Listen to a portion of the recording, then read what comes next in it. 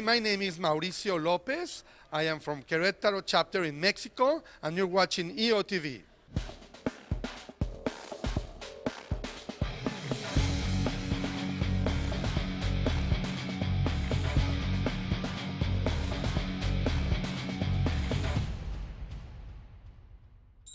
Hi, welcome to EOtv. I'm Randall Mauricio. And I'm Terry Apostle, and today we're talking about persuasive branding, and we have a few tips and stories about the topic on tap for you. And first up is Cameron Herold. He's a speaker and founder, of course, of Back Pocket COO. Listen up as he shares a personal story about his salesy approach to getting media coverage.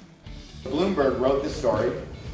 It ended up on the Bloomberg Newswire 2001 or 2002, and it probably would have fallen completely flat. Like, no one reading the Bloomberg Wire for reprints would have cared. So what we did is we phoned, about four of us, phoned about 500 journalists over a period of 24 hours. We literally cold called 500 random business reporters North America wide and said, hey, have you seen the Bloomberg Newswire that just came out about us? They're like, no, what? Oh, hang on, what's your email? I'll send it to you. So we literally pitched it off, because they're not out there all the time looking. Sometimes they will, but you can also set up a cold call strategy, like sales, to then take it and leverage it. So we ended up with the 9th most downloaded business story in the world that day, because we pitched it like a sales team. And then I got off the phone, turned to Brian, and said, I got cocky, and I said, okay, we got Bloomberg, watch me get Associated Press.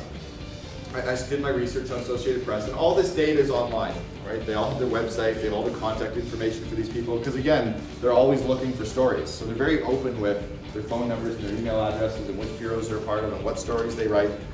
So I got a hold of a guy who was at the time the Canadian bureau chief for Associated Press, which meant he handled all the Canadian stories, but then sent it out globally for them.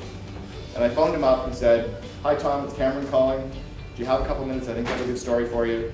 And he said, no, I'm really busy, and he hung up the phone. For me, this is getting interesting. Email, phone call, mail piece, email, phone call, mail piece, nothing. About 8 months in, Tom takes the phone call and says, look, I know you're being persistent.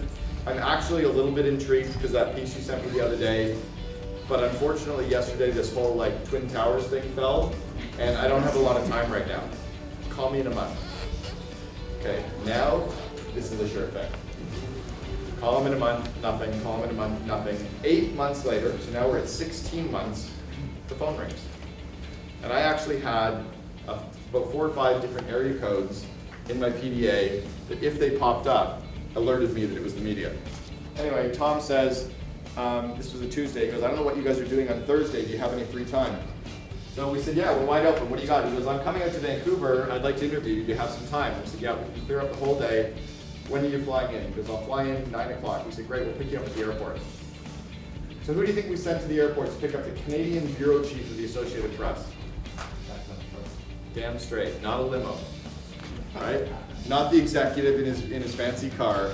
We picked up the Canadian bureau chief from Associated Press in a got junk truck, and the guy who picked him up was our PR guy. What was he wearing? Damn straight, a uniform. The blue cap, the blue shirt, the blue pants, the brown belt, the brown boots. And guess what he had sitting on the passenger seat of the truck? A spare uniform. Because guess who was getting into a uniform that morning? Tom Cohen. Guess where they were going before they got to the office? Pick up junk. A haul of junk. Because you know what Tyler knew? The bureau chief is not going to say, or the reporter's not going to say, hey, can I actually get into it? He's not quite sure. But if you say, hey, we're going to go haul junk, and while we're there, I'll tell you all about the story. I'm actually the kind of contact between the CEO and you, and I know the whole company, and I used to haul junk, so let's go do it. Guess what Tom Cohen's reaction was? Can I wear a blue wig? He loved it. So they went out and hauled junk. They did 2 jobs. One of them was like grimy, dirty crap. Like, it wasn't even set up jobs. It was like, we're hauling junk. They came into the office. Tom washed up. He spent the rest of that day with us, spent the following morning with us, and that story ended up in 170 newspapers on one day in 7 countries.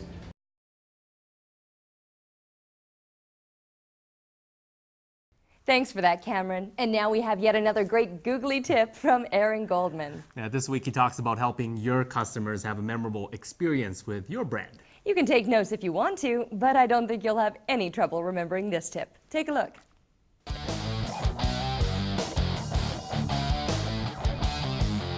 That is your tip for the week. Hello, my name's Aaron Goldman. I wrote the book Everything I Know About Marketing I Learned from Google, and this is your googly tip of the week. Chapter 19 of my book, I preach the importance of making your company a great story. Think about Google. Everyone knows how the company started. Two guys in their dorm room at Stanford bringing down the servers with their new way of crawling and searching the internet.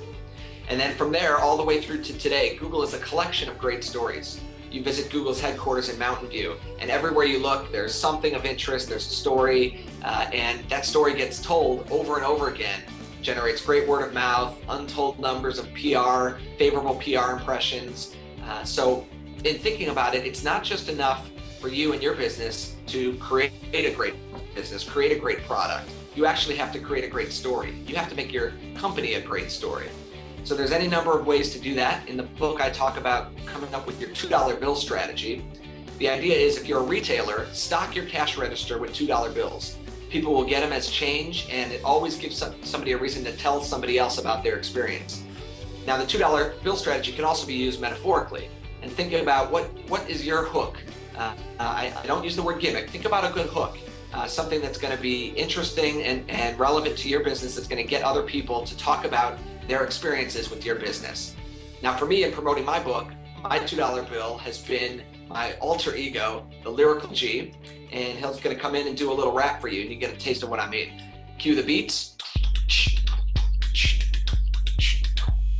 Yo, check it out, EO. I'm about to slip into the flow. You gotta be memorable, make your biz. You gotta do it up. It's like Les Mis. That was a great play. It will be a great day if you can freestyle my way. If you are money spending, you must be frugal. If you're learning about marketing, do it from Google. There it is. Now you know. I'll see you next time. Peace out, EO.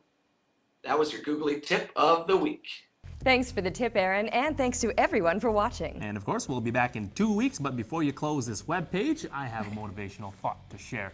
It is not the strongest of the species that survive, nor the most intelligent, but the one most responsive to change.